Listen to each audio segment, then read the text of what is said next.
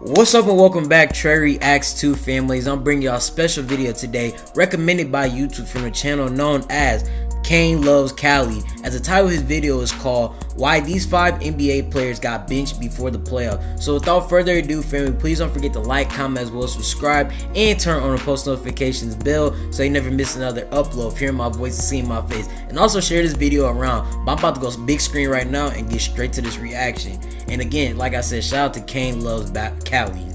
Almost said basketball. Imagine becoming the youngest player in NBA history to score 3 straight 40-point games. Then in the next month, shout out to that boy Cam Thomas, because he got the hardest quote in the NBA right now. Because ain't funny. That's part of the Cam Thomas story in Brooklyn this season. Cam and a few other NBA players have lost minutes during the season. Let's talk about why. Marcus Morris of the LA Clippers. If you watch this channel, you probably already saw this news. Marcus Morris is out of the Clippers lineup. Ty Lue said that Nick Batum is going to be the starting power forward, and Robert Covington would take the backup minutes. Whoa. It only took Ty Lue 6 months to realize there are other wings on the team, and this has made Clippers fans pretty happy. Marcus Morris's play has been something Clippers fans have been complaining about all season. I haven't seen Marcus Morris's plus minus without seeing someone say that Ty Lue was a criminal. Kind of shocking because he was a big piece of their team. And to be honest, those fans were right. Morris has regressed this season. It's pretty simple why he's not playing anymore. He can't keep up with guys on the perimeter because he's getting more slow-footed on defense. He doesn't provide any rim protection, and he's not hitting his catch-and-shoot threes when defenses load up on Kawhi and Paul George. Honestly, that's what he was pretty much known for, though. 40% from the field. Let's see. 30% from the three-point line. 7.1 points per game on defense. The last straw was the game against the OKC Thunder last week, where Morris didn't play the entire fourth quarter, and they went on 2 double-digit runs without him. This was a smart decision because Nick Batum is a little bit lighter on his feet, can stay in front of his man, is better at shooting on the catch, and passes the ball to the next man quicker than Morris. Robert Covington is better at defending the basket, is also a very good defender too. Than Morris. And the funny thing is, those two aren't even playing that amazing. It's just that Morris has been a disaster. 3-point shooting and defense is what made Morris a good starter with the Clippers in previous seasons, and if he's not providing that, then you have to take him out of the lineup. Morris just looks like he's out of gas as a player. Maybe this late season rotation change will work. Covington and Batum are fresh for the playoffs. They have miles on them from being in the league for years. But the Clippers are on a bit of a skid before the playoffs start, so who knows what's about to happen. Cam Thomas. The last 4 years have been strange for the Brooklyn Nets, but the month of February 2023 was stranger than usual because both of their franchise players had demanded trades in the same week. A few months ago, that month, Brooklyn was without Kevin Durant, 35K or something like that. Let me know in the comments how much it was that he got fined for. Who would step up on offense? But the NBA did him dirty. The guy who stepped up was Cam Thomas, a 6'3" guard from LSU who the Nets drafted back in 2021. About 2 months ago on February 4th against the Washington Wizards, Cam Thomas scored 44 points. 2 days later, he scored 47 points against the LA Clippers, and then the next day on February 7th, he scored 43 against the Phoenix Suns. So over the course of 3 games, Cam averaged 45 points per game on 56% shooting. This is the most memorable stretch of his NBA career, and it made you say, okay, maybe the Nets have something even if KD and Kyrie are gone. But once Kevin Durant was traded, and the Nets brought in Mikal Bridges and Cam Johnson, and they were cleared to play, he started to lose minutes, and he was moved back to the bench. In the month of February, Cam averaged about 28 minutes a game. That's crazy. In the month of March, his minutes have dropped to 10 per night. You can see that his scoring averages took a massive hit. We are barely a month from him having a 3-game stretch where he was averaging 45. What happened? Number one, head coach Jock Vaughn has a different vision for the team. Cam Thomas was KD and Kyrie were out of the lineup. Jock didn't have much choice. He had to play Cam a lot of minutes. But now with a new influx of players after the trades, he can reduce his minutes.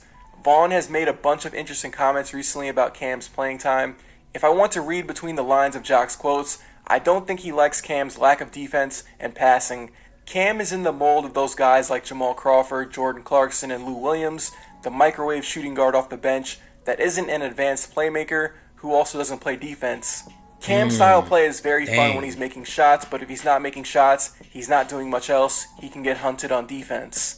Another problem for Cam that I mentioned earlier in this part is that the Nets have almost a brand new roster from when he was averaging 45 points a game. They now have wings like Mikal Bridges, Dorian Finney-Smith, and Cam Johnson. Those guys need a guard to facilitate for them. Mikal Bridges is taking a crazy leap with his on-the-ball creation since getting traded to the Nets. He's 26 years old, 6'6", can put the ball on the floor and play defense. That's who the offense needs to be catered to at the moment.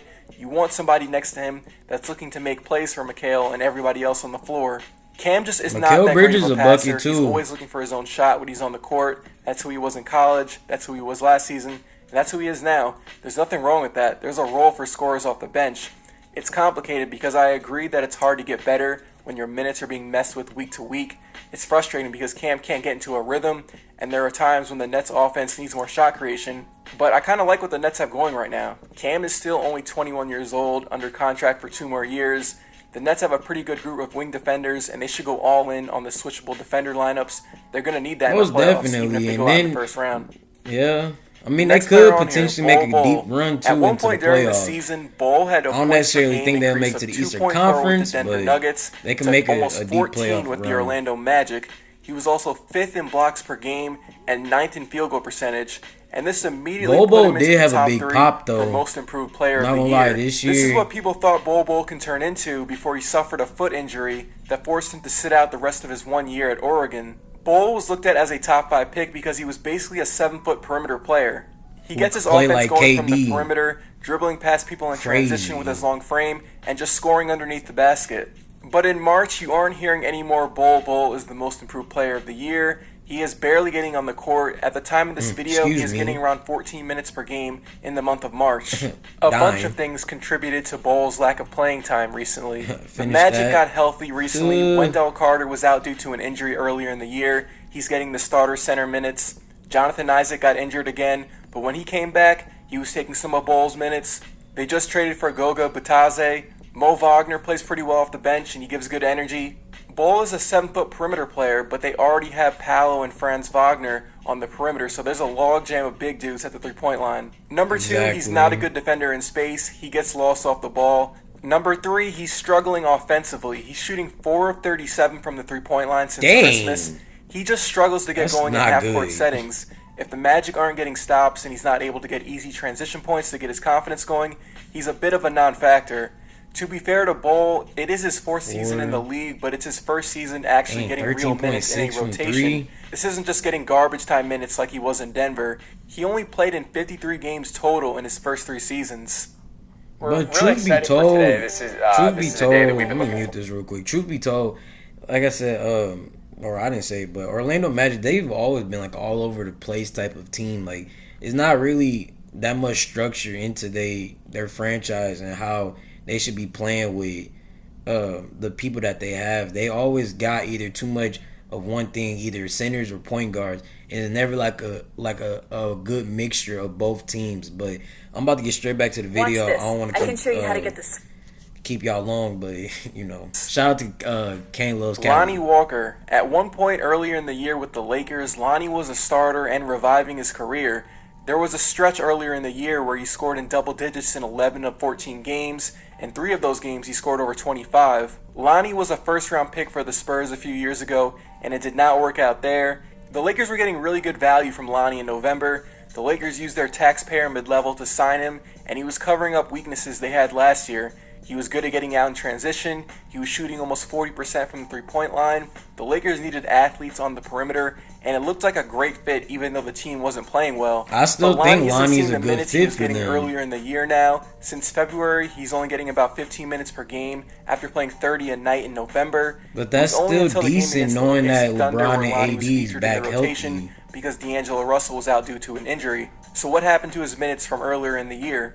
For one, Lonnie got injured. He had a knee issue that put him out for a month, and when he came back, it was almost a new roster. He's losing minutes to Malik Beasley, Troy Brown, Rui Hachimura. Austin Reeves is a better pick-and-roll and isolation player. Lonnie's role should be as an energy guy off the bench, and if he's not scoring in transition and hitting his catch-and-shoot threes, he's going to fall out of the lineup. To be fair, he was playing out of position. He's not a small forward.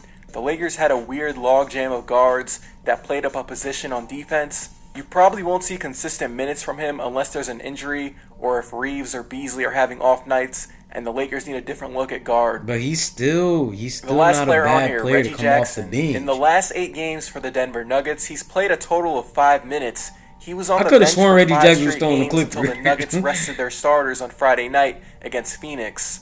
In the 10 games he's played with Denver before that, he was averaging only 6 points in 18 minutes a night. That's crazy. So why is he not playing? It's a combination of him not being a good enough facilitator, scorer, and there aren't enough minutes for him. Jamal Murray has been looking better after starting off the year slow, so he is playing in the high 30s in minutes on some nights. It's wild because I thought the Nuggets getting Reggie Jackson on the buyout market was an A+, a backup guard that can score in bunches for a few minutes a game when Murray needs some rest, when Jokic is being collapsed on. I thought this would be a perfect role for him. He's playing with effort. I haven't seen much lapses in focus when looking at his film. He's just missing all of his open shots. What made Reggie's career resurgence pretty cool was his delusional confidence, and I mean that in a good way. I wouldn't be shocked if the Nuggets slowly work him back into the rotation while Jokic is managing his minutes, but he didn't even get into the game against the Pelicans, so who knows what's going to happen with Reggie. And that's it for me. Appreciate it if you made it to the end of this one. If you did enjoy the video, make sure to leave a like, as it does help the channel do better. And consider subscribing. That's going to be the end of his video, as well as the end of my reaction to CaineLovesCali video. CaineLovesCali video is going to be linked down in the description. Y'all can also go tap in with him. It's going to be a play card going throughout the video. But this was a great compilation video about the 5 players that are bench, but you know, it leaves a lot of questions about certain players that's on these respective teams about how they're gonna fare up against, you know, postseason play. If they are in postseason play, some of the players that he named are definitely in either the play-in or they are definitely got seeds and stuff like that for the playoffs this year. But let me know in the comments how y'all feel about the players that he named and what y'all think each player might do. So, but if y'all watch the video all the way through, family, I love and appreciate each and every single one of y'all. Please don't forget to like, comment, as well as subscribe, and turn on the post notifications bell so you never miss another upload. Hear my voice and seeing my face. Try saying that 3 times fast. And if you want to send me videos to react to and/or music to react to, or just give my personal take on whatever I'm thinking or feeling about certain topics, send it to my reaction page right here at trey.reacts.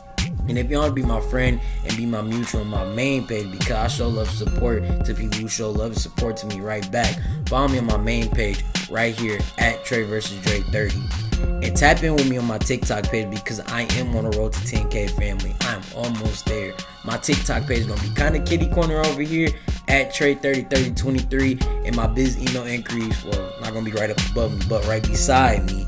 And y'all go tap in with that as well. But if y'all watch the video, like I said, all the way through, I love y'all, family. I hope y'all have a safe, blessed Thursday. And I'm going to catch y'all tomorrow with another reaction. I don't know what I'm going to react to yet, or if I'm going to have just a regular video. But it's been your boy, treyreactstoo, and I'm going to catch y'all tomorrow. Peace.